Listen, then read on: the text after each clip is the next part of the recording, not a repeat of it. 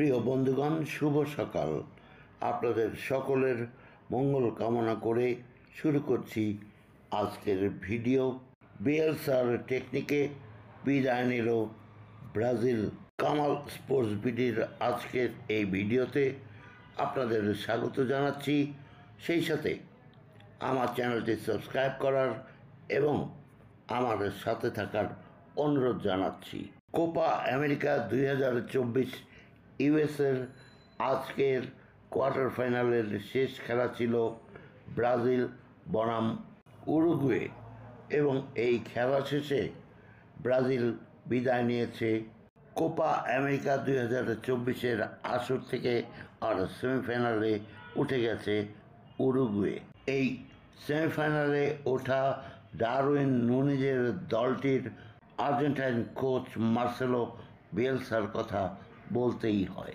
শুধুই তাকে কোচদের কোচ কিংবা টেকনিকে 1 নম্বর বলা হয়ে থাকে না। তবে মার্সেলো বিয়েলসার কথায় আসছি একটু পরে। তার পূর্বে আজকে উরুগুয়ে বনাম ব্রাজিলের এই কোপা আমেরিকার কোয়ার্টার ফাইনালের ম্যাচটি সম্বন্ধে দু একটি কথা বলে নেই। আজকে ব্রাজিল বনাম উরুগুয়ের এই ম্যাচটি ছিল এক কথায় পুরোটুকুই ছন্ন ছাড়া। 60% বল দখলে ছিল ব্রাজিলের। গোলমুখে 7টি শটের 3টি ব্রাজিলের খেলোয়াড়গণ রাখতে পেরেছিল গোলমুখে। পক্ষান্তরে উরুগুয়ে রেখেছিল মাত্র 1টি বল। ব্রাজিল বনাম উরুগুয়ের এই খেলাটির প্রথমার্ধে দুইটি দলই ছিল সমানে সমান। বল দখলের লড়াইয়ে সামান্য এগিয়ে ছিল ব্রাজিল। পরিষ্কার সুযোগও তাদের ছিল বেশি, মিসও করেছে বেশি। ম্যাচের 33 মিনিটে পেশির টানে মাঠ ছাড়েন উরুগুয়ের অন্যতম সেরা ডিফেন্ডার রোনাল্ডো আরাহো। এই যে খেলা চলছিল, এরই মাঝে খেলা বারেই থমকে যাচ্ছিল, হচ্ছিল ফাউল। কোথায় গেল ব্রাজিলের সাম্বা ড্যান্স? কোথায় গেল উরুগুয়ের 15বার কোপা আমেরিকা বিজয়ের সেই প্রভাব প্রতিপত্তি?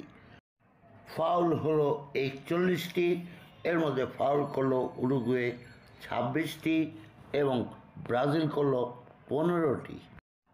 যদি কেউ আজকের খেলা দেখে বলেন দক্ষিণ আমেরিকার ফুটবলে শক্তি ছাড়া অন্য কিছুই নেই, তবে তিনি হয়তোবা এই খেলার ক্ষেত্রে ভুল করবেন, কেন দক্ষিণ আমেরিকায় আরও ভালো খেলা হয়ে থাকে। আজকের এই খেলায় কোনো দলই ধারালো কোনো আক্রমণের পথে যাচ্ছিল না।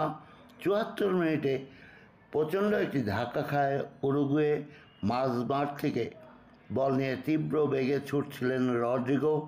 তাকে পেছন থেকে এসে বিপজ্জনক ট্যাকেল করেন নান্দেজ। রেফারি শুরুতে হলুদ কার্ড দেখিয়েছিলেন, কিন্তু পরে ভিএআর পরীক্ষায় যান এবং খতিয়ে দেখার পরে এই ফাউল থেকেই নান্দেজ দেখেন লাল কার্ড। এর ফলে উরুগুয়ে হয়ে যায় 10 জনের একটি দল। উরুগুয়ের খেলোয়াড়রা এই সময়টি কোনো মতেই পরবর্তী যে কয়েক মিনিট বাকি ছিল সেটা পার করে দেন, কিন্তু ব্রাজিল এই সুযোগটি কাজে লাগাতে পারেনি। কিন্তু কাজে লাগিয়েছেন আর একজন, তিনি হলেন উরুগুয়ের কোচ মার্সেলো বিয়েলসা। খেলার তখনও 90 মিনিট হতে 12 মিনিট বাকি। তিনি শুরু করেন খেলোয়াড় পরিবর্তন। একের পর এক খেলোয়াড় বসিয়ে নতুন খেলোয়াড় দিতে থাকেন। এমনকি কোচ বিয়েলসা দলীয় ক্যাপ্টেন ডারউইন নুনেজকেও মাঠের বাইরে নিয়ে আসেন এবং তিনি ক্রমাগতই এমন খেলোয়াড়দের পাঠান যারা পেনাল্টি শ্যুট আউটে সাকসেসফুল, এবং দল এখানেই বনে যায় ডিফেন্সিভ, এবং দল সব মিলিয়ে বাকি সময়টুকু পার করে দেয় এবং পেনাল্টি শ্যুট আউটে জিতে যায় উরুগুয়ে। রেজাল্ট প্রথম 90 মিনিট কোনো গোল হয়নি কোনো পক্ষেই, এবং পরবর্তী পেনাল্টি শ্যুট আউটে রেজাল্ট 4-2 ব্রাজিল এর ফলেই বিদায় নেয় কোপা আমেরিকা 2024 ইউএসএ থেকে, আর সেটি হয়েছে মার্সেলো বিয়েলসার এহেন পরিকল্পনার ফলে। ইতিমধ্যে অনেক দলে খেলোয়াড় দলবদল চলছে, দিতে পারছি না। যেহেতু আমি প্রতিদিন ভিডিও দিয়ে থাকি, কাজেই আমি সামনের দিনগুলিতে আপনাদের সে সমস্ত বিষয় জানাতে পারবো। শেষ হয়ে যাক কোপা আমেরিকা এবং ইউরো 2024, তারপরে ধীরে ধীরে সব কিছুই জানাবো। কামাল স্পোর্টস বিডির এই বিশ্ব ফুটবলের আসর আপনারা সাবস্ক্রাইব করে আমার সাথে থাকুন। আমার সালাম এবং শুভেচ্ছা গ্রহণ করুন। সাথে থাকার জন্য থ্যাংক ইউ।